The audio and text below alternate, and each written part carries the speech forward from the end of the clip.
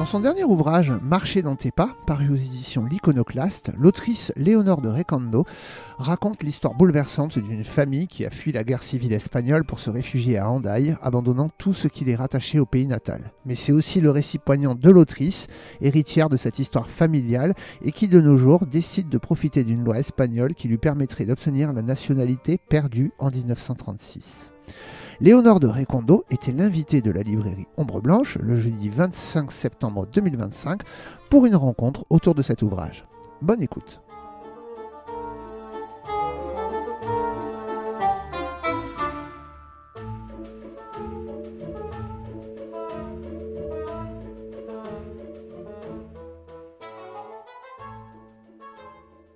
Bonsoir, merci à toutes et à tous d'être aussi nombreux pour accueillir Léonore de Recondo, qu'on est très heureux de recueillir. Merci aussi aux éditions de l'Iconoclaste.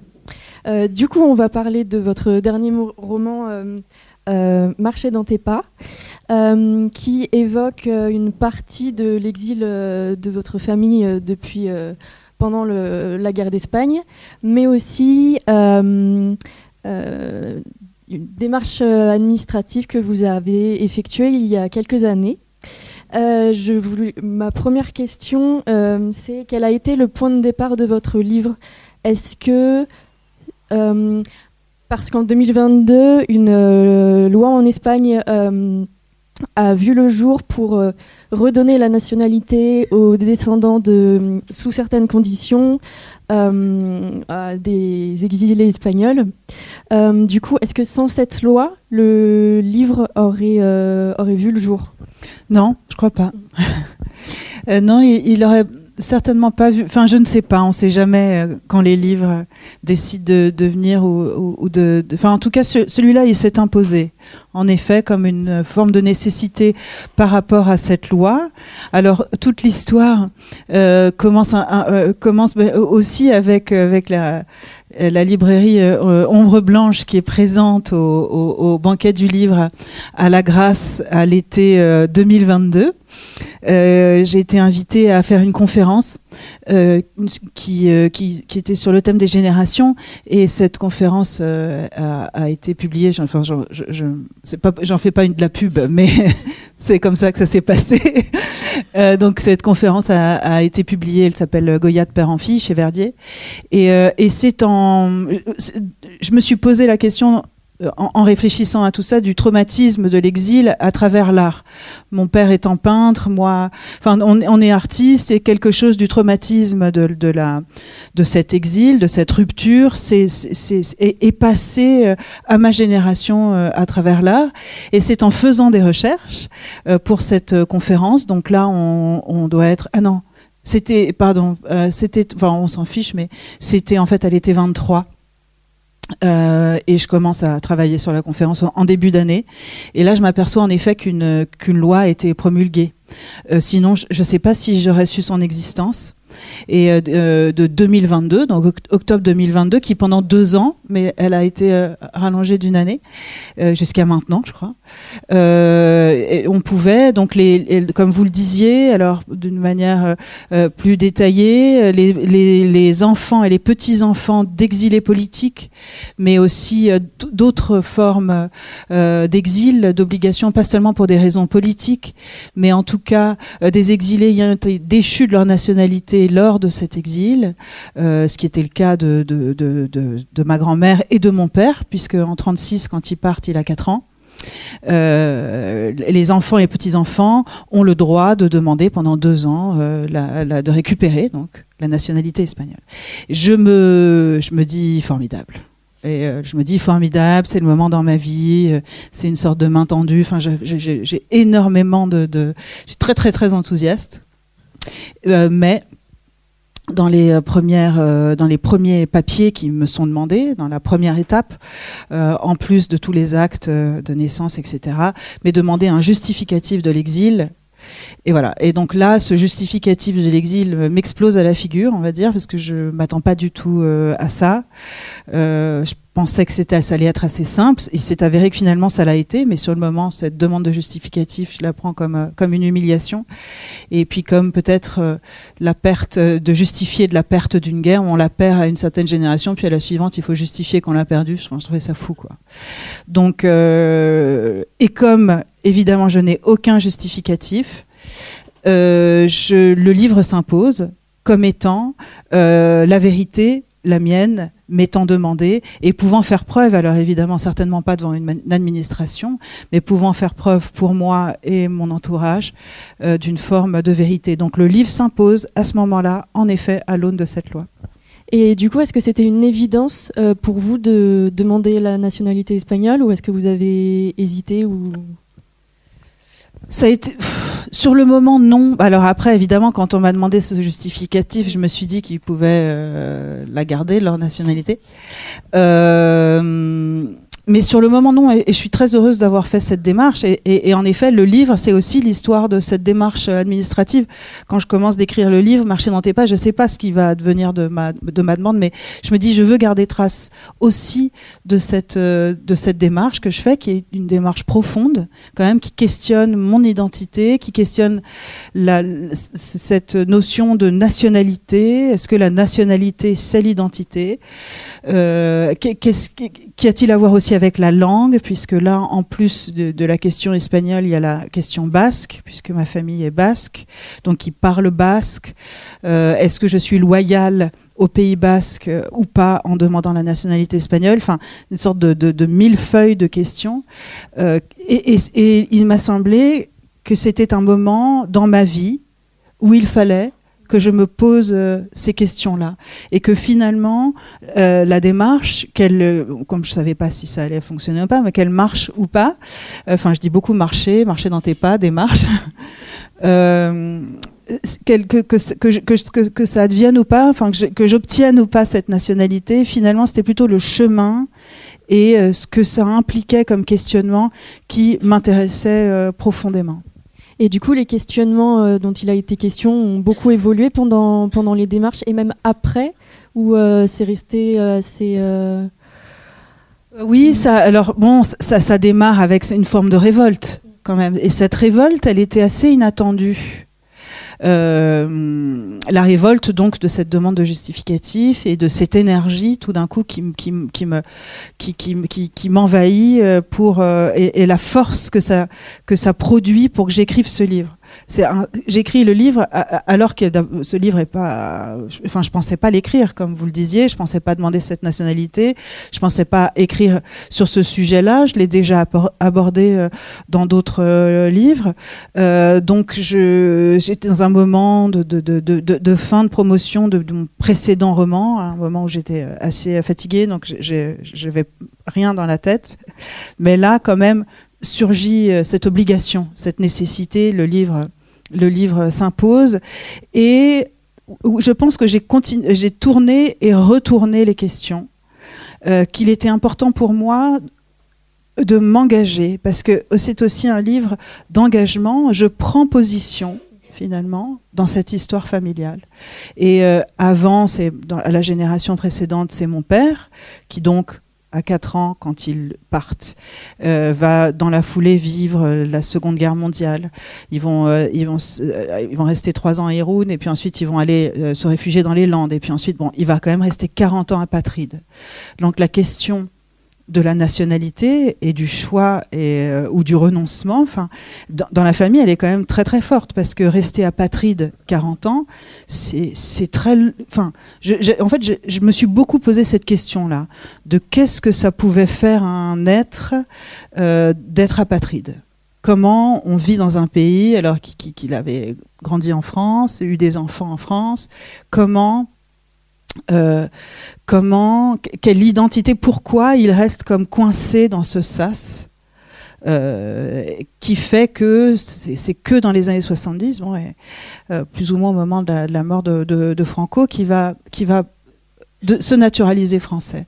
Donc moi, je nais d'un père français, et d'une mère française, donc je suis tout à fait française, et il est évident aussi que si j'avais dû choisir entre les deux nationalités, ce qui a été le cas un temps, ça n'avait pas de sens pour moi de devenir 100% espagnole. Là, le fait d'être binationale aujourd'hui, donc j'ai obtenu cette nationalité, spoiler, mais achetez quand même le livre, le fait d'être binationale aujourd'hui, dans les temps dans lesquels nous sommes, me semble une affirmation importante, forte, de prendre position dans cette Espagne, dans cette guerre civile aussi, de rappeler les idéaux républicains qui ont été ceux de ma famille, qui sont les miens aujourd'hui, de rappeler qu'il est nécessaire d'accueillir les immigrés, que si ma grand-mère n'avait pas été accueillie, je ne serais pas là, et qu'on continue évidemment de voir tant de gens prendre la route aujourd'hui, s'enfuir. Et ça, ce livre, il arrive aussi à un moment où je me dois de m'engager dans une parole antifasciste qui me semble aujourd'hui nécessaire. Et justement, quand vous avez commencé les démarches, est-ce que vous en avez parlé à votre famille ou vous avez attendu de finalement obtenir la nationalité pour leur en parler ? Oui, j'en ai parlé librement. Alors bon, mon père est décédé. Bon, alors il y a beaucoup de. J'en ai parlé à un de mes cousins, c'est-à-dire de la génération de mon père, des frères et tous, ils sont tous morts. Donc voilà, c'est aussi pour eux que je le fais. Mais j'en ai parlé à ma mère, j'en ai parlé à mon compagnon, j'en ai aussi parlé à mon fils. Enfin, il y a aussi cette idée de la transmission. Qu'est-ce que je transmets moi-même aujourd'hui? Alors, quand je fais cette démarche, il a 18 ans, donc il ne devient pas automatiquement espagnol lui-même. Il doit, il y a une démarche simplifiée jusqu'à ses 21 ans. Ça sera libre à lui de le faire ou pas, mais je pense que c'est bien, oui, à chaque génération voilà. J'ai senti en tout cas que la différence, parce qu'il y a déjà eu en 2009 une loi qui avait été promulguée par Zapatero pour ça, pour l'obtention de la nationalité. J'avais pas fait les démarches et je me suis rendu compte que certainement mon père étant mort, il y avait quelque chose qui était maintenant, c'était mon tour. Voilà, lui avant incarnait, d'ailleurs peut-être par respect pour lui, lui qui avait fait un choix d'être naturalisé français, c'était lui qui incarnait l'histoire. Et aujourd'hui c'est mon tour, et donc je me pose des questions, et puis voilà, chacun prend position ou pas. Mais ce qui est intéressant, c'est que mon père avait 2 autres frères, donc ils étaient 3, on est, je sais pas, 8-9 cousins, et en fait on n'est que 2 de ma génération à avoir fait cette démarche. On en a parlé longuement avec mon cousin, et puis les autres, je sais pas, ça leur parle pas, il n'y a pas d'obligation, je pense que c'est quelque chose de très très intime comme démarche. Et vous l'avez évoqué un peu tout à l'heure, mais quand il est question de ce document justement de justifier l'exil, vous le racontez plus tard, un peu plus loin dans le livre, que finalement en fait c'était pas une pièce obligatoire. Et à ce moment-là, vous parlez de la question de la lutte, de finalement ce serait trop facile et d'avoir la nationalité sans pas une forme de sacrifice, mais oui, une lutte et sans avoir d'obstacles. Est-ce que vous pouvez oui, c'est vrai. Alors, c'est vrai que c'était un peu étrange. Peut-être qu'en effet, je me suis posé la question de me sentir. Comment dire, c'est vraiment des choses difficiles à exprimer, mais qu'il fallait que je prenne ma part, en effet, de lutte, et qu'ils avaient souffert.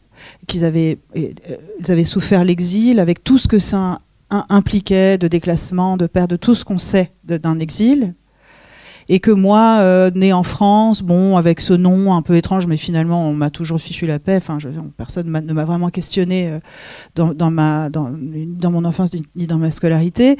Et à partir du moment où j'entrais dans cet espace, dans l'espace du questionnement, dans l'espace de la guerre civile, dans l'espace de la mémoire. Est-ce que comme ça, comme une fleur, je pourrais vivre en disant mais je vais prendre le papier. Non, j'ai eu l'impression qu'à mon tour, il fallait, que peut-être, pour y avoir droit, il fallait que moi aussi j'endosse une part de l'humiliation. Il y avait quelque chose de cet ordre-là qui se jouait de manière subtile, pas tout à fait consciente, mais j'ai relu parce qu'après, donc en gros, première étape, on me dit justificatif de l'exil, je suis super énervée, je commence à écrire le livre en me disant comme ça, dans un état de révolte, et puis instantanément je me dis bon, qu'est-ce que j'ai à perdre ? Je le tente quand même. Mais bon, j'ai toujours pas de papier. J'ai toujours aucun justificatif. J'ai des photos. Et là, je me dis, bon, j'envoie tous les actes de naissance, tous les papiers nécessaires et tout. Et puis, j'ajoute des photos. Je me dis, ils vont bien rigoler au consulat Paris. Et j'entoure. Alors, ça, c'est mon papa. Ça, c'est ma grand-mère. Enfin, bon, ça aurait pu être évidemment le voisin. Enfin, bon. Mais c'est pas grave. Et j'écris une courte lettre disant que j'ai pas de papier. Bon, et peut-être par ailleurs, il est possible que ces papiers aient existé, même si je pense que le 18 août 36, quand ils traversent le pont, il n'y a pas de papier, personne tamponne rien. Ils arrivent comme ils peuvent, ils posent leurs valises. Après, il y a dû avoir à un certain moment un certificat de scolarité, quelque chose, qui ne m'est pas parvenu. Donc moi, j'ai des photos numérisées que j'envoie. Et en fait, à ma grande surprise, quelques semaines plus tard, ou des mois plus tard, je reçois un mail du consulat me disant deuxième étape. Et là, à partir de la deuxième étape, je vois qu'il n'est plus nécessaire d'avoir un justificatif de l'exil. Bon. Alors, j'ai plein de théories qui sont vraies ou fausses. Enfin, je me dis que ma situation, mon cas de figure était quand même le plus simple, puisque mon père est quand même né sur le sol espagnol, toute la famille. Bon, j'ai réussi à avoir son acte de naissance original. Ma grand-mère, mon père, enfin tout le monde de ce côté-là, ils savent bien qu'il a été déchu de sa nationalité, naturalisé français 40 ans plus tard. Enfin bon, ça me semble difficile de ne pas m'accorder cette nationalité. Donc ce qui peut-être a été la manière dont ça a fonctionné. Après, je pense aussi que les pays, c'est là qu'on en vient à ce qui se passe aussi aujourd'hui,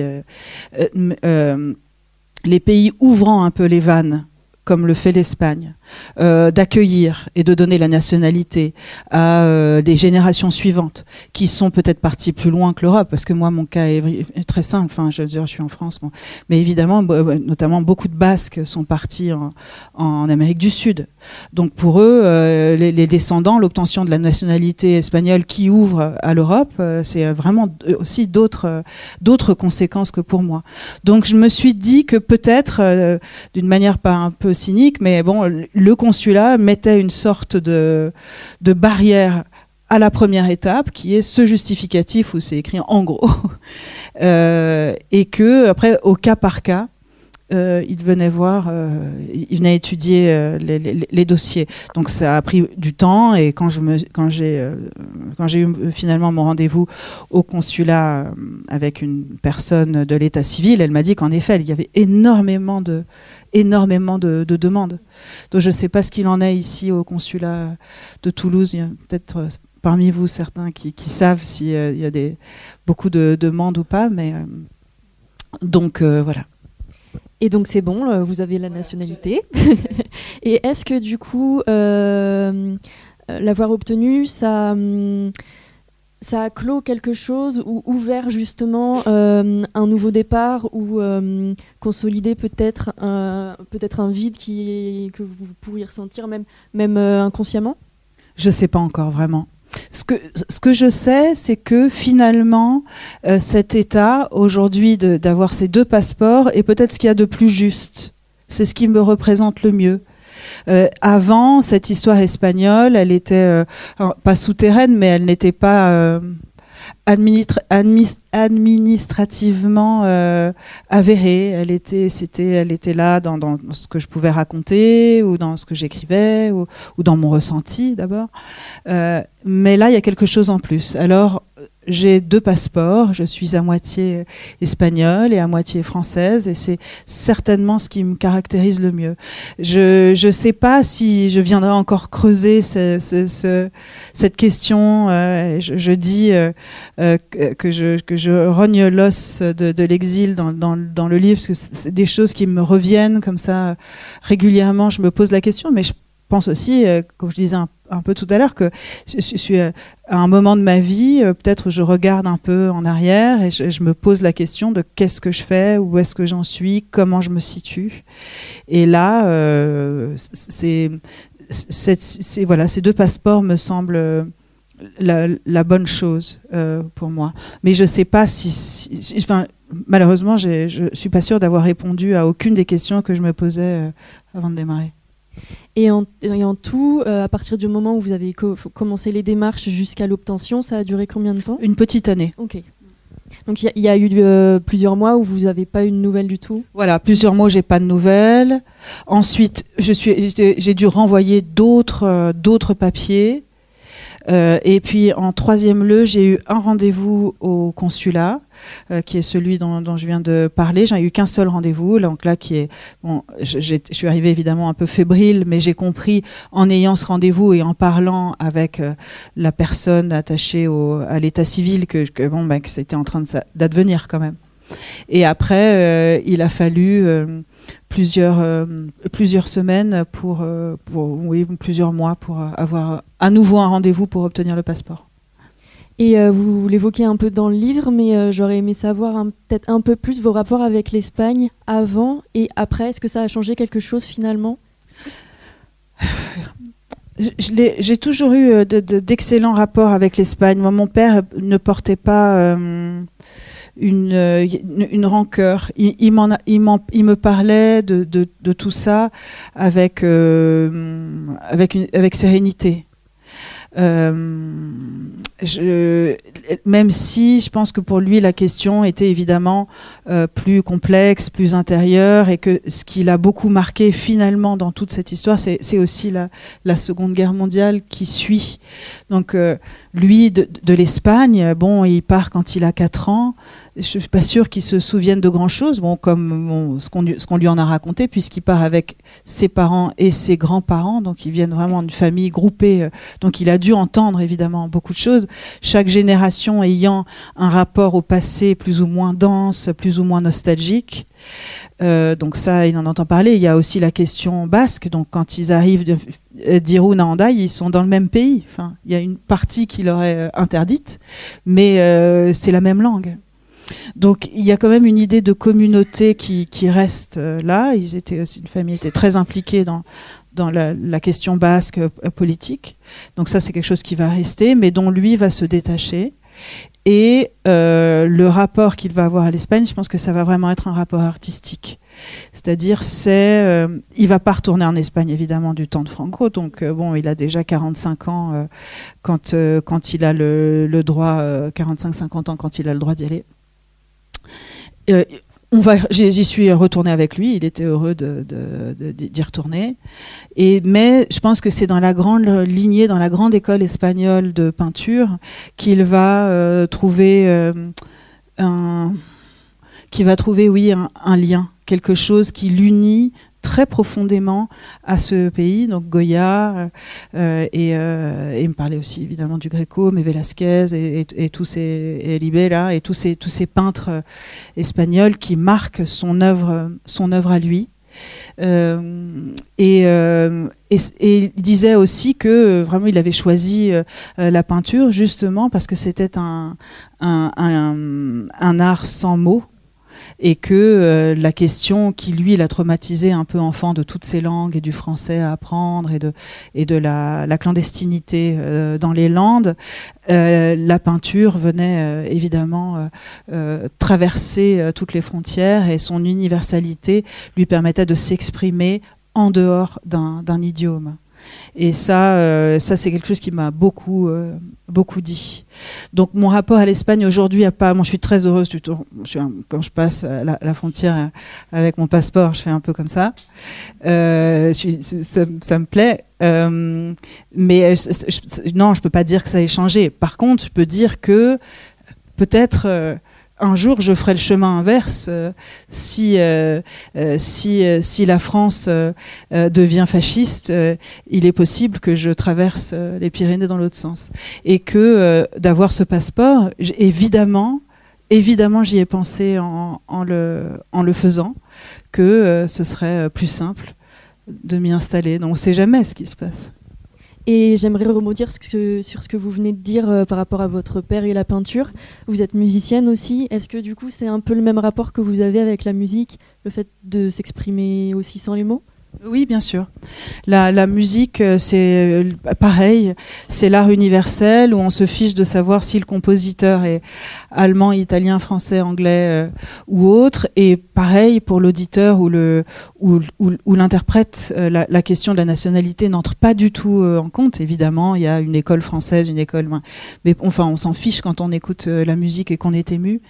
Et puis, mais parvenue aussi cette idée que j'ai choisi le violon et que le violon c'est quand même aussi un peu l'instrument des diasporas, c'est l'instrument qu'on prend avec soi si on doit partir et ça c'est au fur et à mesure de mes recherches et de penser à l'exil et à l'immigration que je me suis dit qu'il était intéressant de voir comme finalement moi aussi j'étais d'abord passée par un art en dehors des mots et que l'instrument que j'avais choisi était celui du voyage et puis après je suis entrée en littérature peut-être pour dire tout ça. Et pour rentrer un petit peu plus en détail sur votre livre, il y a l'anecdote du gâteau de riz qui revient un peu comme un fil rouge. Au-delà de l'aspect symbolique qu'il peut représenter, est-ce que pour vous c'est aussi autre chose ?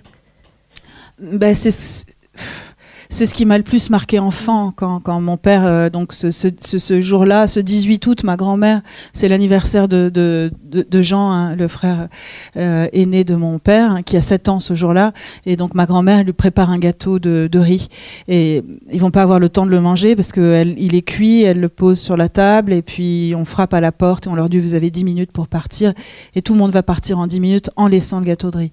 Et mon père me dit on a laissé le gâteau de riz, et moi je lui dis qui a mangé le gâteau de riz ? Donc cette question du gâteau de riz qui tout d'un coup devient cruciale et qui est que je veux c'est là l'exil, il est là en fait. L'exil c'est un gâteau de riz qu'on laisse, évidemment l'exil c'est des grandes questions politiques, enfin il y a la question politique, mais après il y a qu'est-ce qu'on fait ? On prend les enfants, on prend un manteau, qu'est-ce qu'on embarque et on laisse tout. Et on laisse même un gâteau d'anniversaire de l'enfant. Et je pense à cet enfant et je me suis dit comment il a vécu lui toute sa vie ce jour-là qui devient aussi le jour du départ.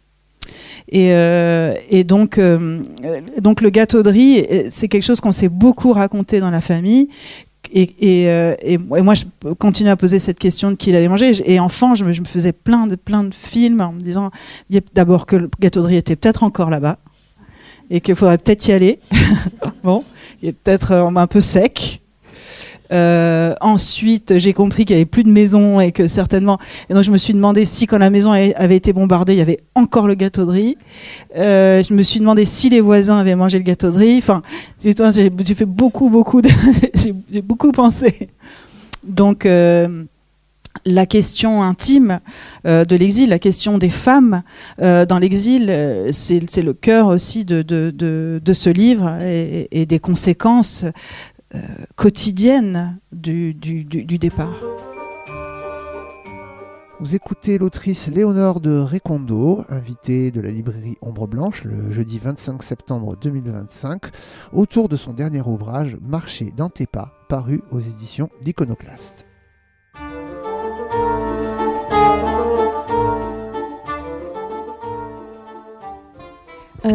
Dans votre livre, il est aussi beaucoup question des fantômes de votre famille qui est très présente avec vous et qui continue de vous accompagner.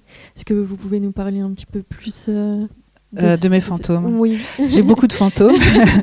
Ils sont très sympathiques. Ils sont plus ou moins présents.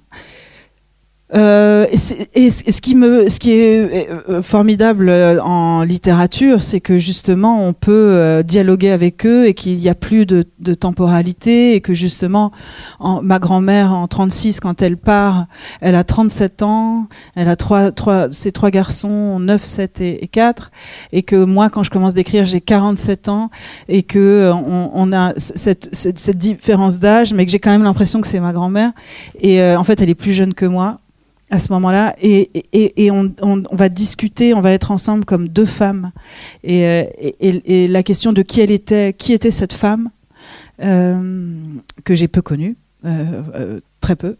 C'était vraiment la question de fond, et bon, elle est un fantôme, et ils sont tous des fantômes maintenant, ils sont là avec nous, mais ça me permet, je voulais avec ce livre justement, il a une forme, peut-être on en parlera un peu éclatée. Ce livre a une forme hybride de roman, récit, enfin bon, et la poésie aussi. Et justement, toutes ces formes m'ont permis d'abolir les différences d'âge, de moi pouvoir circuler en 36, elle de pouvoir être avec moi aujourd'hui.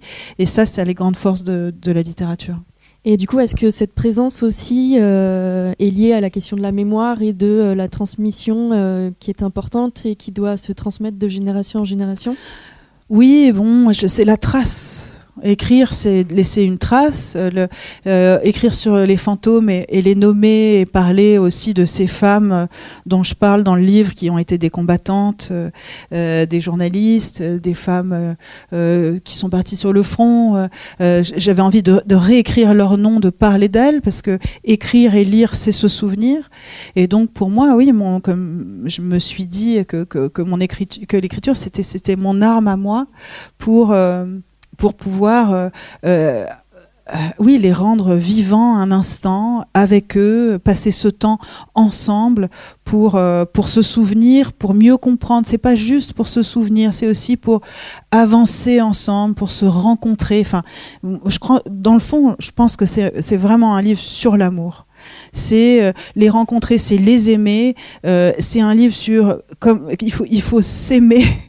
Et que finalement ces questions de frontières, évidemment, tout ça existe, mais que c'est l'amour qui nous lie, c'est l'accueil qu'il faut mettre en avant, et ça, de pouvoir dialoguer avec eux en leur présence et leur dire ça. Et donc, il y a la question de la langue qui est aussi très importante, que ce soit basque, français ou espagnol. Et à un moment donné, pardon, j'ai perdu ma phrase. Du basque. Oui, vous dites que le basque est la langue de ce qui a disparu et qui ne se retrouvera plus. Est-ce que vous pouvez nous expliquer en quoi ? Mais c'est-à-dire, je désespère de l'apprendre. Donc s'opposait à moi aussi la question de l'identité basque, la difficulté donc d'apprendre cette langue, et j'ai rencontré une femme dont je parle dans le livre qui s'appelle Edurne Alegria, qui est une spécialiste, enfin qui est une femme basque qui traduit du basque vers le français la littérature, notamment je ne sais pas si vous aviez lu il y a quelques années un livre de Kirman Uribe, enfin elle traduit cette littérature là, et elle fait partie de celles et ceux qui ont vraiment œuvré à unifier le basque, à faire des dictionnaires pour que dans toute la région, enfin que le basque soit unifié, en tout cas dans son apprentissage et dans les livres et dans les manuels scolaires. Enfin, ils ont fait un boulot fou pour la langue basque, et elle m'a dit cette phrase que je trouve extraordinaire par rapport à la langue et en tant qu'écrivaine, qui est que en basque on ne dit pas être basque, on dit avoir le basque, euskaldun, qui veut dire être basque, enfin, c'est avoir la langue. Et donc, en effet, aujourd'hui, les Basques ce n'est pas une nationalité, c'est une identité qui est évidemment liée au territoire, mais aussi beaucoup à sa langue. Et avoir la langue pour être, ça, évidemment, c'est le fond de ce que je fais. C'est le fond de mon travail. Mais évidemment, je le fais en français, enfin, peu importe. Mais cette question-là de ce qui est transmis à travers les mots et de l'identité qui est au cœur des mots, c'est la mise en abîme du livre. Parce que aussi, on parlait de la trace et de l'écriture. Je me suis rendu compte, avec tous les papiers que j'ai demandés, tous les actes de naissance, et finalement, cet acte de naissance original que je reçois d'Aranjuez, parce que mon père est né à Aranjuez, et je vois toute sa vie écrite à la plume, donc son père le reconnaissant en 1932 à sa naissance, et donc c'est signé par mon grand-père, et puis en marge la vie de mon père, son divorce, sa naturalisation, et tout est là dans ces pages d'écriture. On est toutes et tous écrits quelque part. Il y a notre vie, et puis ça se transmet comme ça. Et puis moi, qu'est-ce que je demandais finalement? À être écrite sur le registre d'état civil espagnol. Et donc cette question de l'écriture, des écritures, et donc de la langue, sont vraiment, je pense, le cœur de ce qui m'a... Enfin, c'est ce qui m'a aussi sauté à la figure en l'écrivant. Et d'ailleurs, vous évoquez votre insistance vis-à-vis de votre père à ce qui vous parle espagnol, mais il semble assez réticent. Est-ce que vous avez mis des mots sur justement le fait qu'il soit assez réticent ? Je pense que c'est comme beaucoup d'immigrés, comme beaucoup de familles où on ne parle pas. On passe à autre chose, il était passé à autre chose. D'abord, le basque, il le parlait qu'avec ses parents, donc son père étant mort en 49, ça faisait longtemps qu'il ne le parlait plus. Donc il le parlait seulement avec sa mère, parce qu'avec ses frères, il parlait en français. Finalement, avec l'école, etc., ils se sont mis à parler en français, les 3 frères, et sinon ils parlaient espagnol avec le reste de sa famille. Donc, ma mère étant française, là, le français était une évidence pour lui, donc j'essayais de glaner un mot ou deux, mais je pense que lui a souffert de ce multilinguisme, et puis l'obligation de parler français pendant la Seconde Guerre aussi, à l'école, d'être quand même discret. Donc il n'avait aucune envie de m'apprendre ces langues-là. Mais ça, je pense que c'est vraiment comme beaucoup de familles où on ne transmet pas la langue parce qu'on veut s'intégrer, et ça y est, on a fait un choix, on est dans ce pays-là et on y reste, quoi. Vous parlez aussi des interviews que vous avez enregistrées de votre père pour un précédent ouvrage, notamment pour parler de l'exil de votre famille et de l'impact que ça a eu. Est-ce qu'il a accepté tout de suite de raconter ? Ou ça a été... Oui, il a accepté. Non, il a accepté. Ça, c'était pour un de mes premiers livres, qui s'appelle Rêves oubliés. Et en effet, comme je voulais moi-même comprendre d'une manière un peu plus chronologique, parce que souvent, ce qu'on nous raconte, c'est un peu par petites touches. Je lui ai dit, j'aimerais bien t'enregistrer. Et donc, je l'ai enregistré. Mais ça date des années 2010, il y a 15 ans. Je l'ai enregistré pendant il y a à peu près 4 entretiens d'1 heure. Et souvent dans les familles qui ont vécu la guerre, où c'est souvent difficile de parler et pour les descendants en tout cas de reconstituer les puzzles et les trous qu'il y a. Vous, avec votre père, est-ce qu'il y a d'autres membres de votre famille qui ont pu vous parler de cette époque ? Pas beaucoup. Pas beaucoup. Dans les repas de famille, oui, ils en parlaient un peu, mais c'est toujours un peu sur le ton de la rigolade. Et puis, je sais pas, dans les familles, chacun reprend sa place. Et donc, c'était comme si les frères redevenaient 3 enfants. Et il y avait quelque chose comme ça d'une forme de rigolade qu'ils avaient entre eux de ces moments-là. Tant mieux, d'ailleurs. Hein, ça permet de mieux vivre. Après, non, j'ai lu, je me suis documentée. C'est plutôt, après, c'était plutôt une documentation livresque. J'ai vu des films, des documentaires. Je me suis plutôt documentée seule. Je ne me suis pas rapprochée d'associations.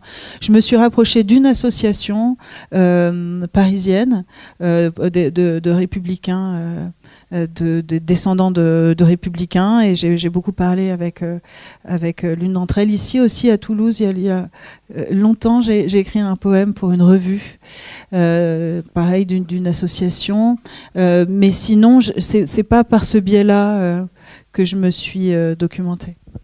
Vous l'avez dit tout à l'heure, vous êtes retourné en Espagne avec votre père. Certains rescapés de la guerre d'Espagne n'ont jamais voulu remettre les pieds en Espagne. Est-ce que ça a été le cas pour certains membres de votre famille? Non, ça n'a pas été le cas. Alors peut-être parce qu'ils étaient... Alors bon, alors il y avait aussi la question basque. Parce que ma grand-mère, quand elle a pu, à la mort de Franco, elle est retournée au Pays Basque. Elle est retournée, ils étaient à Irún, mais elle est allée vivre à Saint-Sébastien avec son frère, et je pense que la question du Pays Basque était essentielle pour eux, donc elle est retournée là-bas, elle est morte à Saint-Sébastien. Donc ça, c'était très important. La question de l'Espagne, non, je pense aussi mon père était petit, donc il est resté très très longtemps en France, donc comme je vous disais, c'est vraiment que vers 45-50 ans qu'il en a la possibilité, donc il y va, il y est pas allé beaucoup, mais c'est un pays qu'il découvrait en fait, parce qu'il le connaissait à peine. Maintenant, j'aimerais un peu qu'on parle de la structure justement de votre livre. Vous utilisez deux pronoms différents, le tu en vous adressant à votre grand-mère, et le je quand il est question de vos démarches administratives. L'adresse à votre grand-mère, est-ce que c'est justement pour essayer de la comprendre un peu plus? Vous parlez d'elle et vous évoquiez d'elle une figure qui pouvait paraître assez froide aussi. Est-ce que c'est pour essayer de mieux la comprendre et parce que c'était aussi une femme? Alors oui, j'ai le souvenir d'elle d'une femme austère. Une femme assez austère, pas tendre. Bon, on avait aussi une grande différence d'âge. On avait 77 ans donc finalement, quand je l'ai vue, elle avait un peu plus de 80 ans et elle était, voilà, c'est une femme voilà, c'est assez fermée, mais pourquoi je m'adresse à elle, c'est parce que ce qui est remis en question par l'administration espagnole, c'est son geste à elle. C'est le geste de partir, parce que c'est elle qui fait ce geste-là. C'est à partir de son départ à elle, puisque son mari, mon grand-père, va les rejoindre plus tard, c'est vraiment elle qui part avec les enfants. Donc ce qui est remis en cause par l'administration espagnole, c'est ce 18 août 36, le justificatif de l'exil.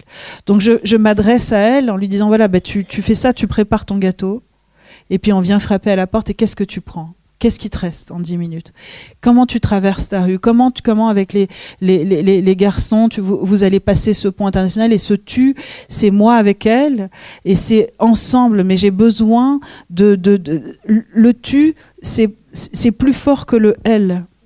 Parce que elle, ça pourrait être, oui, évidemment ma grand-mère, mais il y a une distance qui est prise avec le pronom elle, qui n'est pas celle du tu. Avec le tu, je dis voilà exactement ce qu'elle fait et ce qui n'est pas et ce qui est vrai. J'écris cette vérité de ce jour-là avec elle. Alors évidemment fictionnée, évidemment il y a des choses où je dois me tromper, mais peu importe, c'est une vérité, c'est la mienne. Et avec elle, et ce tu me semblait très très important. Il y a le tu et le je qui est moi, ou une sorte d'esprit. Je dis je suis sur ta clavicule, je suis et je suis avec elle, je suis dans l'ourlet de sa robe, et on marche ensemble, et je marche avec elle. Donc il y a le tu et le je qui sont qui alternent, et le je c'est aussi celui de la poésie et de toutes les femmes qui vivent les guerres d'une manière dans l'intimité, qui sont pas toujours sur le front. Enfin, je pense que ma grand-mère, c'était pas une grande figure politique, mais c'était une grande résistante à sa manière. Elle a tenu la famille, comme souvent les femmes l'ont fait. Et ça, c'était quelque chose que je voulais mettre en avant, comme les femmes tiennent. Et d'ailleurs, quand on voit aujourd'hui l'exode, ce sont souvent des femmes avec des enfants. C'est toujours les mêmes images, quoi. 36, la Syrie, Gaza. C'est des mouvements de femmes et d'enfants, toujours les mêmes. Et donc, ça, le jeu qui est un peu plus universel représente aussi ça. Si vous êtes d'accord, j'aimerais bien vous faire lire un passage. Oui. C'est un passage qui m'a beaucoup émue et beaucoup touchée. C'est le moment où justement votre grand-mère est sur la plage du côté du Pays Basque français et qu'elle voit sa ville en face. Tu te lèves tôt, tu dors à peine. À quoi bon dormir quand tout est perdu? Tu t'ennuies, tu te sens inutile, même si tu sais que tu protèges les enfants. Tu vois bien que pour eux, chaque journée est nouvelle, vierge d'hier. Ils jouent dans la cour désertée de l'école. Dans ce grand espace vide, leur rire se réverbère sur les murs. Toi, dès que tu peux, tu files, à la plage. Sans serviette, sans maillot, comme aimanté, tu vas vers la plage d'Ondaraitz avec ta jupe longue. Et là, tu plantes tes jambes dans le sable fin, tes sandales se remplissent de minuscules grains qui soulèvent tes orteils. Tu regardes en face avec terreur et avidité, tu regardes ta ville en face. Ce que tu fais en arrivant sur la plage, c'est tendre le bras et caresser la cime des toits d'Irun du bout des doigts en clignant d'un œil. Petite maison à portée de main, maison de poupée vue d'ici, éventrée. Tu les caresses au loin, et ce contact est comme un léger baume, un point de ralliement, l'aimant vers lequel tu cours, ta main posée sur les toits. Ensuite, avec le pouce de ton autre main, tu touches la pulpe de tes doigts afin d'y incruster le contact, et tu le portes à ta bouche. Tu embrasses ta ville, Irun, dans ton corps. Tu n'es pas seul. Il y a toujours des grappes de gens sur cette plage, ceux qui se délectent du spectacle et ceux, comme toi, qui y sont conduits par l'inquiétude. D'autres encore qui se baignent. Ça te semble insensé. La première fois que tu es venu ici, ça t'a choqué qu'on puisse se prélasser et s'amuser dans l'eau. Malgré la chaleur, malgré tout, tu n'y vois que du mépris.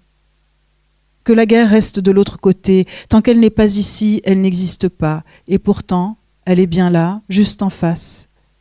Parfois, tu as envie de frapper les mères qui papotent tout sourire au bord de l'eau, mais ton regard est à nouveau happé vers Irun, comme un décor, le théâtre des hostilités, lit-on dans la presse. Des mots bien propres pour tenir la réalité hors d'atteinte. Tu vois les bombardements, tu vois les avions aussi. En t'exerçant bien, tu pourrais apercevoir les bombes, des petits points avant d'exploser. Un petit point dans le ciel et quelques instants après, le bruit, répercuté par l'eau, il devient métallique et te surprend chaque fois. Chaque bombe, quelque chose en toi, à chaque bombe, quelque chose en toi est anéanti. L'explosion. Tu te demandes dans quelle rue elle a eu lieu, tu imagines la topographie de ta ville, tu revois ta rue avant que vous ne traversiez le pont, la paille, les décombres. Tu vois Dolores et tu te demandes. On l'a évoqué tout à l'heure, vous êtes aussi musicienne, même si vous séparez vos deux activités.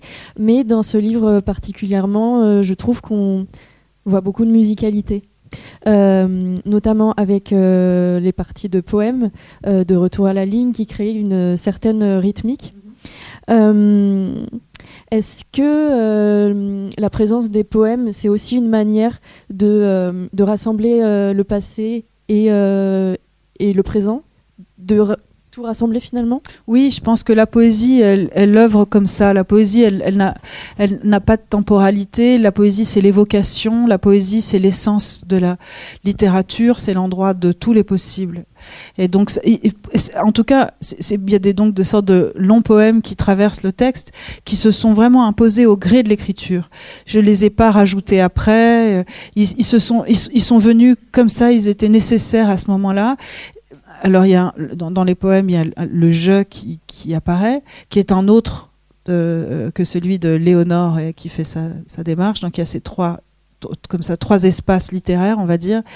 Mais l'espace poétique, pour moi, c'est en effet celui de la musicalité, celui du rythme, celui de la possibilité de laisser un silence, de laisser des espaces entre les mots, d'ouvrir des espaces, de créer d'autres territoires que ceux qui sont arpentés, ceux sur lesquels je marche avec ma grand-mère, la frontière, où il y a quelque chose de très factuel dans ce qui se passe entre nous. Et dans la poésie, c'est comme si j'abordais le sujet par un autre angle. Et j'avais besoin de ces 3 axes-là, l'axe du tu, de l'adresse à ma grand-mère, l'axe poétique et l'axe de cette démarche qui vient tendre le livre.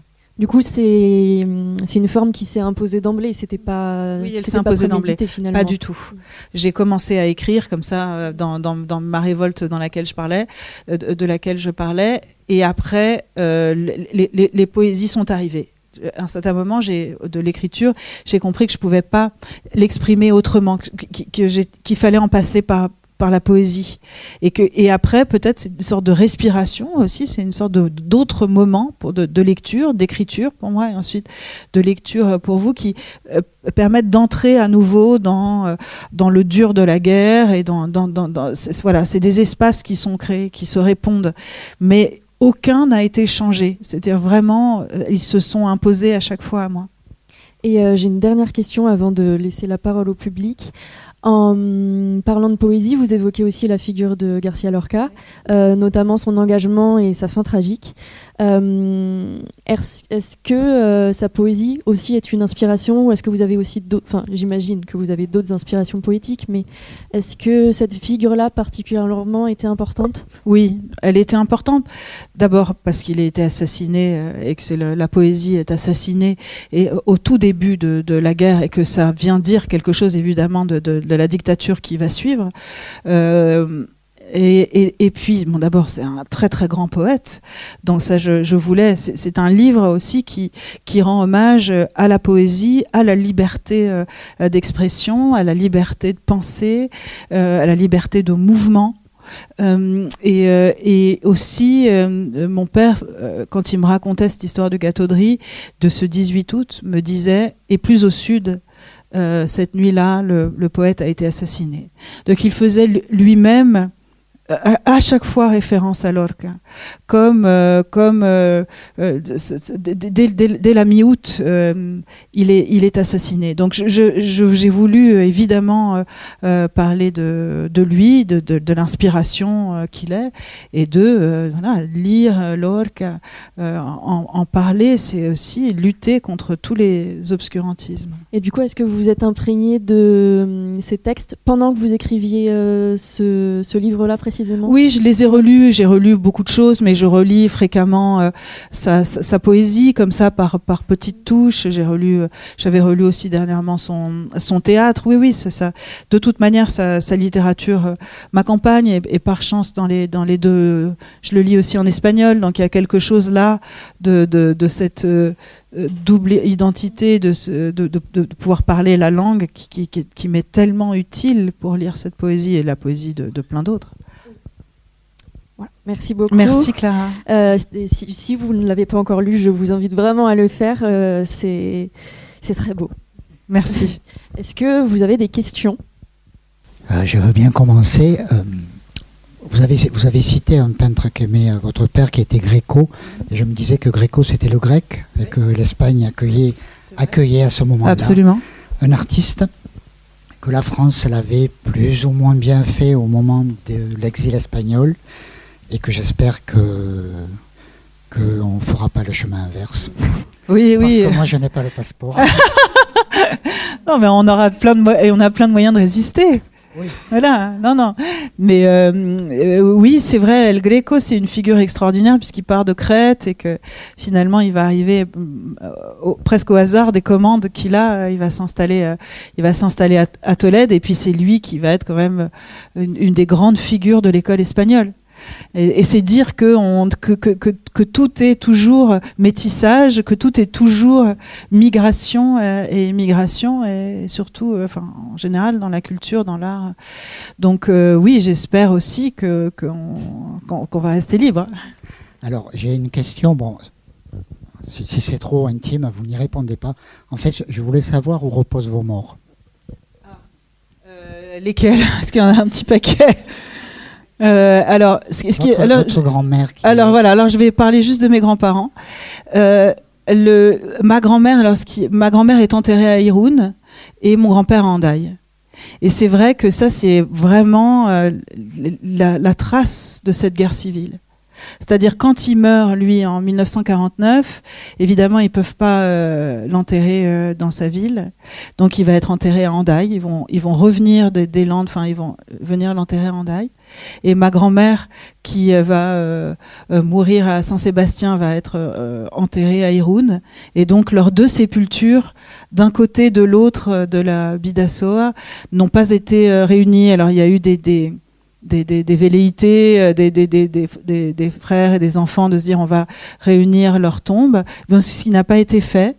Et en fait, ils sont, même dans la mort, là, alors ils sont au Pays Basque, hein, mais ils sont d'un côté et de l'autre du fleuve. Oui. Bonjour, Léonore de Recondo. C'est pour dire, sans paraître désagréable, bon, je n'ai pas pu être là au tout début, mais là c'est parce que j'ai dressé l'oreille par rapport à guerre civile. Et vous savez, de nombreuses associations ont réfléchi sur cette terminologie de guerre civile qui serait donc une manière de... qui serait en fait... le fait des franquistes, parce qu'il n'y a pas eu de guerre civile. La guerre était internationale dès le début. Dès 1936, comme vous le savez, Franco a été aidé. Enfin, c'est un point d'histoire, quoi. Non, mais Franco a été aidé, soutenu par Hitler, Mussolini. Et puis il y avait les nazis étaient en Espagne, et donc les nombreuses associations, enfin plusieurs associations, nous réfléchissons sur ce fait de guerre civile. Ce serait un peu reprendre cette terminologie, ce serait un peu la victoire des fascistes, de Franco, parce qu'en fait, ce serait dédouaner. Dire ben voilà, c'était une guerre civile, ils se sont entretués entre eux et puis c'est tout. Mais c'est au-delà de ça. Oui, je crois que je sais que c'est au-delà de ça. Voilà. Oui, je comprends bien. Dire que les mots, mais en effet, peut-être les mots sont très importants. Oui. C'est très important. Oui, je comprends, mais vous faites bien de le dire. C'est vrai que moi, je pense que dans mon livre, j'ai dit la terminologie de guerre civile sans penser que ou sans savoir, ou sans peut-être avoir assez réfléchi à la manière à cette terminologie-là. Bon, c'est une guerre fratricide quand même au début, même s'il y a des pouvoirs internationaux qui vont, en tout cas, ça va être le début de la Seconde Guerre mondiale, évidemment. Il y a des forces étrangères qui sont sur place. Oui, dès le départ. Mais en tout cas, elle est fratricide. Oui, elle est fratricide. Et la terminologie de guerre civile, elle est souvent employée quand une guerre a lieu au sein même du pays, comme en Syrie, mais en effet, certainement, en tout cas très très loin de moi, l'idée de penser de donner, de rendre hommage aux franquistes, et aussi, je suis descendante de l'exil, hein, donc. Oui. Enfin, je veux dire, mon père, qui était donc républicain espagnol, commandant de l'Ejército Popular de la République espagnole, il disait la guerra de Espagne. Il reprenait il utilisait très peu cette terminologie de guerre civile. Merci. Merci à vous. Merci encore une fois, Léonore de Recondo. Merci beaucoup. Merci.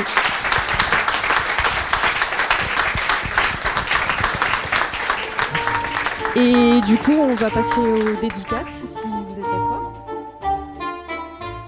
Marcher dans tes pas de Léonore de Recondo est paru aux éditions L'Iconoclaste.